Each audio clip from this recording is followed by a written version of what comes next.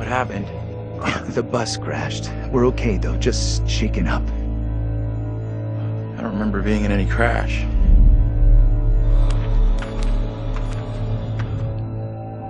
Well, here we are on set of Little Hope, part of the Dark Pictures anthology. Tell me about the characters you play in the game.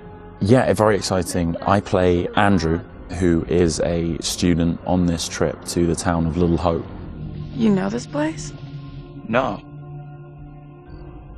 I mean, I don't think so. I also play Anthony and I play Abraham, all existing at different time periods in different places.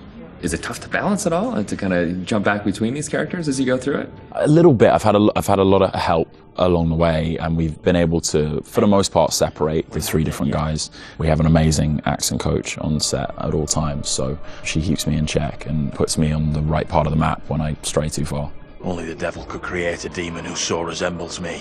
We do look alike, which I agree is pretty damn weird. How tough is it for you to separate that and balance it all? Yeah, it's interesting. Andrew, being the character that I embody for most of the time, was a little bit easier for me. I related to him naturally. He's this socially awkward, depressed student, and I certainly as a student was pretty socially awkward and repressed, so I could relate to him a great deal. You seem uncomfortable around kids your own age.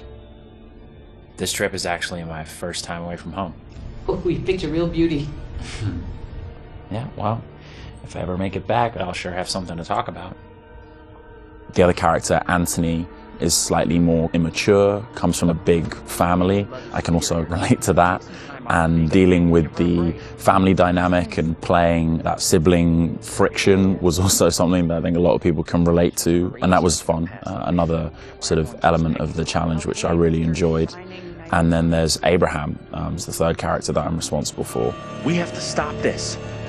The only madness is right here in this court. And the nice thing that exists in all three of them is this motivation to do good, to do right.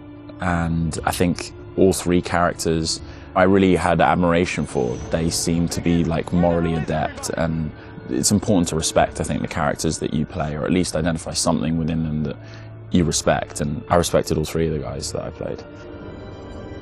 I know what must be done here. And they're all so very different, and even the level of the accents change between them. Is that something that's challenging to navigate? Yeah, that's been really fun for me. It's been, when playing Andrew, I've been doing a relatively neutral American accent, but we sort of base most of the action in New England, so it does lean towards the East Coast, and it doesn't take on too strong of a characterization in either direction. The vocal work for Anthony is similar to that, but because Anthony lives within the 1970s, there's been a little bit of tweaking to the accent in order to accommodate the times. And then Abraham's an entirely different accent. It's been a bit of guesswork as far as constructing that accent, because there's no recordings of what people sounded like at that time.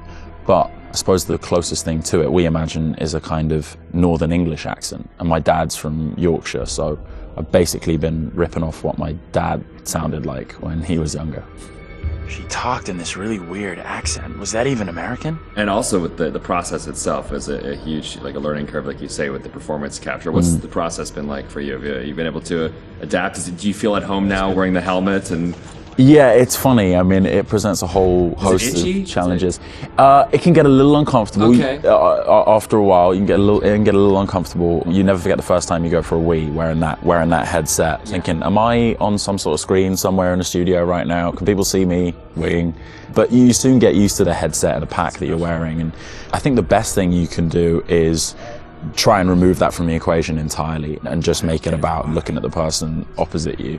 Some of the more physical stuff is challenging, because if you do want to move around and you do want to add a physical performance to whatever facial, emotional things that are being captured, you have to be careful that the sound isn't being compromised because of your movements. But, you know, in lots of ways it's been quite freeing too. We move at a great pace. There's little repetition over the same thing. There's lots of variation, but little repetition really. And we have an opportunity to move freely about the space pretty much. We're not confined to marks, and we don't have to relight every single moment. It's go, go, go. It's been 100 miles per hour, and I've loved the intensity of it. It's been great. But we're looking for our bus driver. What? Have you seen him? Yeah, that's funny. What's up with the fog outside? It's pretty weird. Sure is a thick one tonight. Actually, it's so thick it's stopping us from leaving. Yeah, I know that feeling. You're, trapped here too, then? And cut. It's a whole different pace, I feel, than what you normally when you're setting up a scene and you shoot front to back, and then now it's kind of like you're just jumping in and you're just like stop, start, stop, start. It must be kind of refreshing in a way. 100%, yeah. You can start in the morning and by lunch you've died and come back to life 4 or 5 times, whereas on a film set you would have had to shoot for several weeks to get that material, so you do blast through a ton of content. Run! Get the hell out of there! Look out! Yeah, it's gonna be really cool to see yourself in a video game. It's gonna be an incredible experience too. And then now your friends and family members can like play you in a game. That must be a whole weird feeling. Yeah, that is really weird. It's strange enough seeing my face on screen in anything, but you're really mad and exciting, I guess, to think about being in a video game. I guess that's like a little kid's dream in lots of ways, so I feel very lucky. It's incredible. And your friends are gonna call you, but like, I killed you. Yeah, I killed you 3 times. They're like, good to speak to you too, bud. Yeah, thanks for the call. Would you confront your fears or would you run away? I want to say confront my fears. After this experience, I would confront my fears. Maybe previously I would have run away.